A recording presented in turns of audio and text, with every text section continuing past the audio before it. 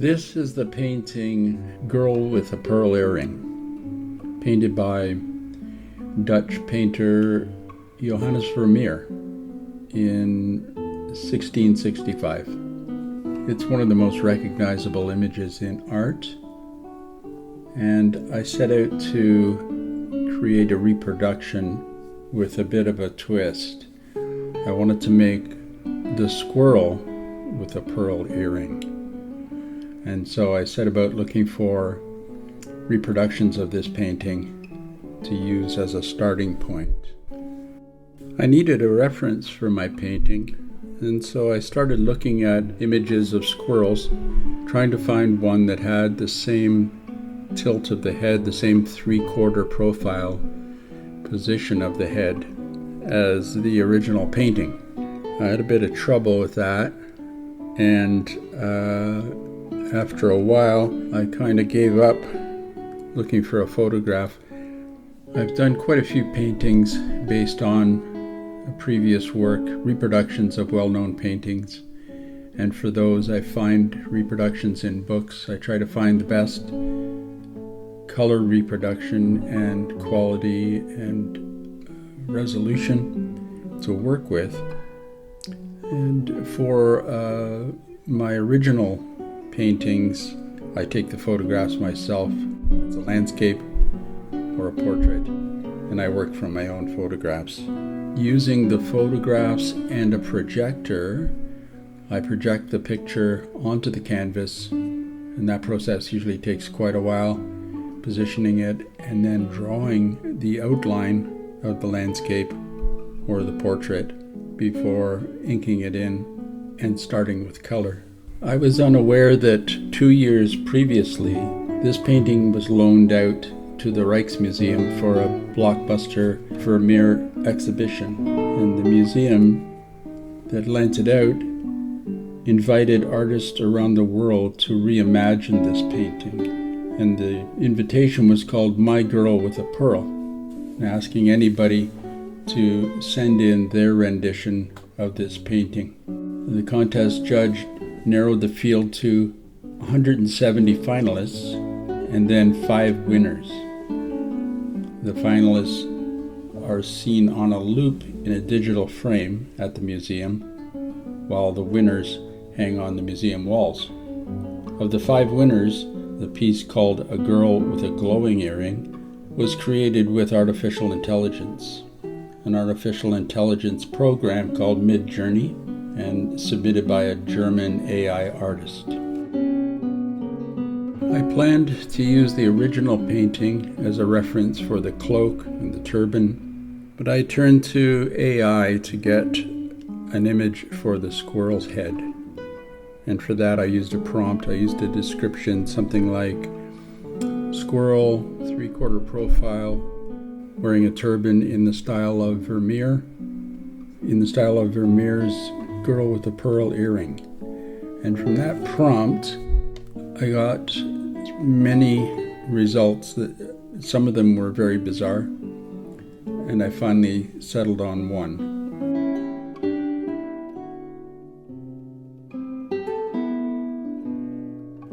I started with a 16 by 20 ready-made canvas, stretched and pre-primed. Being white, I mixed up a burnt umber wash in acrylic and painted that over top, sometimes called a veil. Painted that over top to get away from the white and give me a mid-tone to work against.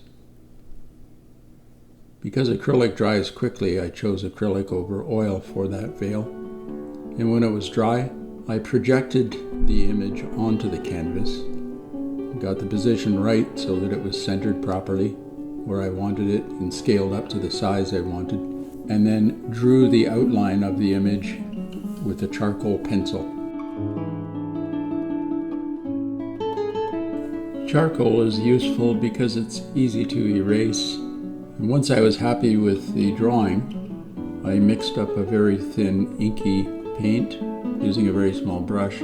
I went over my lines to solidify them and make them more permanent. To thin out the background color, I use a glaze of my own mix. It is odorless paint thinners with an oil. It's called stand oil. And I don't measure it, but it's just a few drops of oil in about 2 ounces of thinners.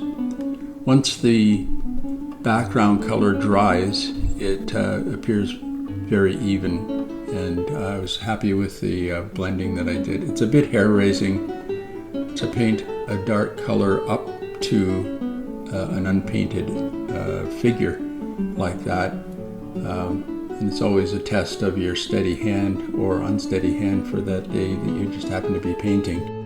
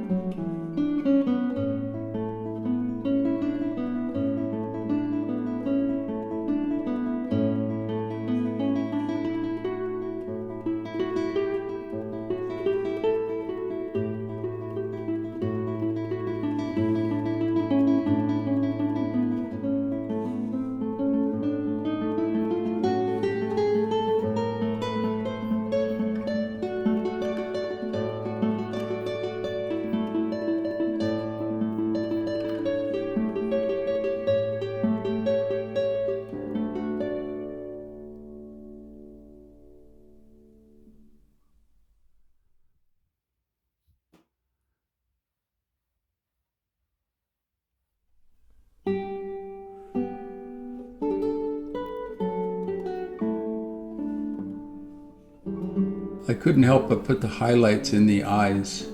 It gives me a feeling like the figure has life to it. And I know later on I might change the position of the highlight, which really is important. The position of the highlight gives the viewer an indication of how round the eyeball in this case is and how much reflection there is and where the light is in the room. It's a very fine detail. But I take it all the way to the end of the painting and adjust it in micro amounts all the way through. It's always satisfying to lay in the first bits of color. The real adventure is beginning.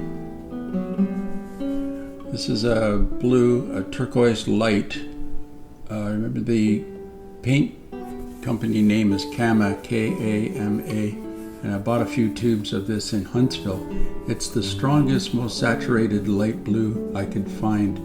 Generally speaking, if you want a light blue, you have to add white to another blue. This color is very useful. And normally I would block in one color and add the shadow color later, but I wanted to get sort of an instant gratification here and get the shadow of the turban in there at the same time. So I added a different blue, a darker blue to the turquoise to get that, and then started work on the turban, the top of the turban, adding a bit of yellow ochre to white.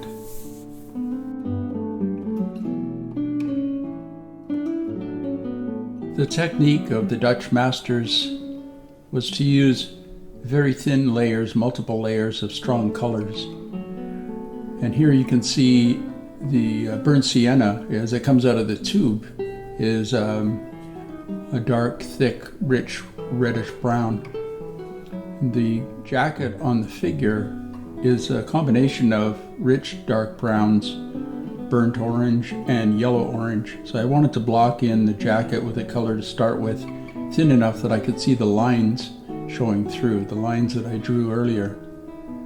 So here I am mixing the color, and you can see when I mix the burnt sienna very thinly with the glaze mixture of thinners and stand oil that especially with the white of the palette showing through, it can be made into a brilliant yellow, a really rich yellow. But for my purposes, blocking in the jacket of the squirrel, I chose to use this reddish brown burnt sienna for starters. So here the color I blocked in for the cloak has dried, and I can see the lines coming through nicely. I can work on the folds of the material based on the drawing that I did.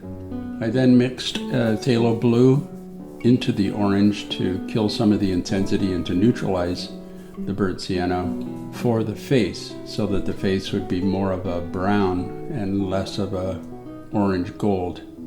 I've painted right over the eyes and the pearl earring, and I can easily see those coming through, and I can work on those when the paint dries. I added yellow ochre to white to bring out the pattern around the eyes and mouth, and use that same color on the collar at this point. I had lost some of the shadows in the brighter part of the turban, so I brought those back in as well. I added more black to the eyes to start giving them some depth. I dramatically brightened the blue on the turban, added highlights to the eyes to keep them going, and took a run at the pearl. I was pretty satisfied with the way the pearl looked just on first approach, but vowed to keep that from looking overworked. I added a highlight and a second highlight at the bottom that would be a reflection of the collar up on the underside of the pearl. Also at this point, I added some shadows and dimension to the cloak with a darker brown. Using the original painting as a reference for the clothing, I was really sure that the cloak would be a highlight of the painting when I was finished, but I didn't want to overwork it. One of the things that Vermeer was so excellent at was using a minimal number of brush strokes and a very simple way to capture just what he needed without it getting fussy or overworked. And so here I've added a highlight. I started to bring in highlights to the cloak, and I would return to the cloak many times before the painting was finished to give it a very sculptural look. I would return to the bright areas around the eyes and the muzzle many times over the course of the painting. The line of that brightness against the black of the background is so important. The contrast of it is so important to the overall 3D effect, and also especially the brightness of the muzzle as it meets the nostril area is so important. It needs to be crisp and sharp, as it would be the closest thing to the viewer in a real-life situation. So it wants to be very sharp and very detailed. Now I've added an Indian yellow to the part of the turban that hangs down. After that, I softened the patches around the eyes and the muzzle, knocking them back a bit, warming it up, and added a bit of shadow to the back of the collar at the back of the neck. Also some shadow underneath the jaw. And I took that soft warm color from the muzzle and put it over the pearl, building up thin layers of warmth on the pearl, and then adding highlights after that. The wedge shape between the eyes coming down to the nose was always a point of attention and a little problematic, as it's a large part of the face and it's an inverted triangle that later, looking at references, I realized that there is a line on most squirrels and similar animals that goes up between the forehead that would help to divide that big wedge shape. Also adding some texture, a little bit of shadow on the fur would help with that as well. And again, adjusting the highlight on the eyeball. Here I'm building up the highlights with a small brush, going by Vermeer's example of letting the brush do the talking and trying to avoid over blending. It's always good to use thicker paint for the highlights and thinner paints for the shadows. This gives a more dimensional look to the surface. I believe I used a mixture of Indian yellow and cadmium yellow for the highlights.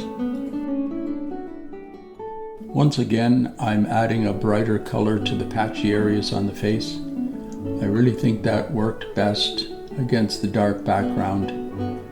and was a better choice than the dusty warm tone that I was trying out.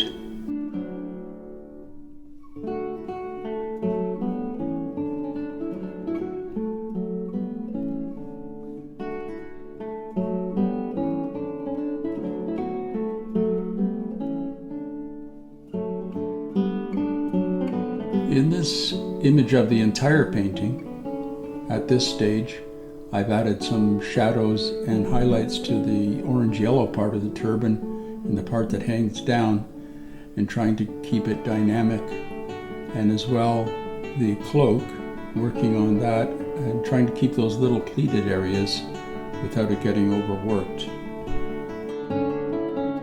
Most of the brushes that I use are more intended for watercolor or acrylic, but because oils are thicker, even when they're thinned out, I like to modify the brushes, cutting them down and shaping them. In this image, I'm refining the line of the turban next to the dark of the background. I want to make that a really strong line without it being ultra sharp. There has to be a bit of a fuzzy edge or it'll look too graphic. I've done a bit of work on the pearl, re-establishing the highlights there and creating a dark area around the pearl. This is something called chiaroscuro. I've also done a bit of work on the collar, giving it some movement so it's not just a flat off-white.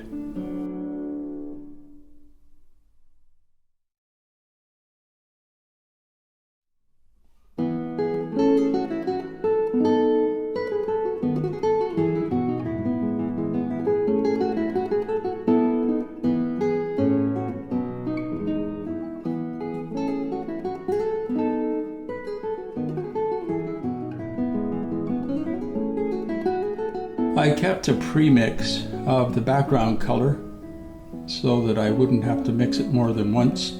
Again, it was burnt umber and phthalo blue, and I applied it very thinly multiple times to create a rich background without building up the physical paint.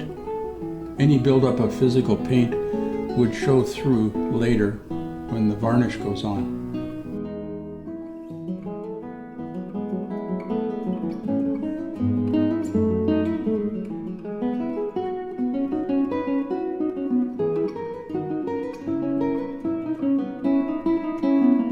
The eyes are probably the most important element of any portrait. They really have to be clear and in focus. Other parts might be fuzzy and indistinct, but the eyes have to be clear. So here I am with a small brush adding details to the eye, like the warm tone on the underside of the eyeball that is probably a reflection of the cloak just below. I also added a bit of red to the lid on the underside and reinforced the dark in the corner where the tear duct is. In an effort to keep the figure looking feminine, I opted not to include whiskers. The reference I was using showed whiskers, but I didn't like that and it made the face look more masculine, so I didn't put those in. Also, I used the patch around the eye to, in an exaggerated way, to simulate long eyelashes. I wanted the eyes to look exotic and elongated, and so I exaggerated that coloration to look like long eyelashes and maybe a bit of eyeliner. Yet again, I'm working on the muzzle, adding a shadow. Shadow color was lamp black and titanium white, I think. It's a cool gray, and I had to decide at what point the shadow stopped or began, and at what point the brightness of the light hitting the face met the shadow. I went over this so many times that I reached a point where the canvas would not take any more paint. I had to make a decision.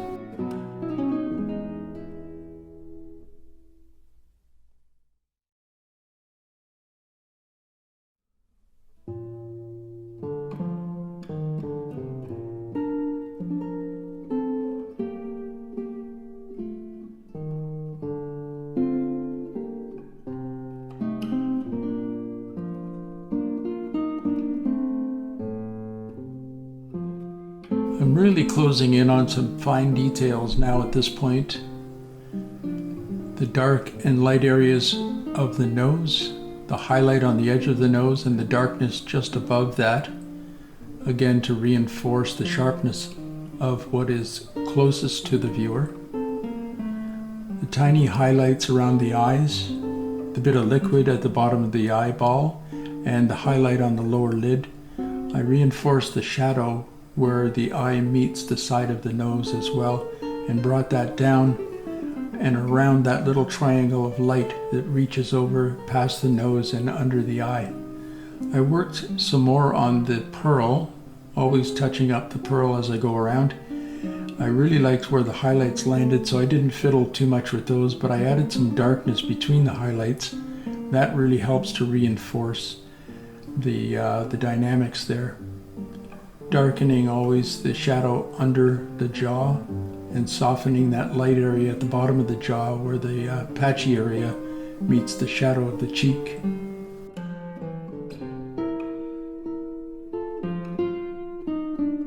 One of the last adjustments I made was to the blue part of the turban. I brightened up the edge closest to the light and took out a lot of the detail that I thought was a bit distracting. And by doing that, I changed the look of it from satin, it was a satiny look in the beginning, to a more of a softer, velvety look. I was happy with the results, so I decided to stop before I ruined something. I put a high gloss varnish, just one spray coat on it. I was able to have it accepted into a show for a few months along with some other paintings. I think in the end I spent about somewhere between 25 and 30 hours on it. So now on to the next one.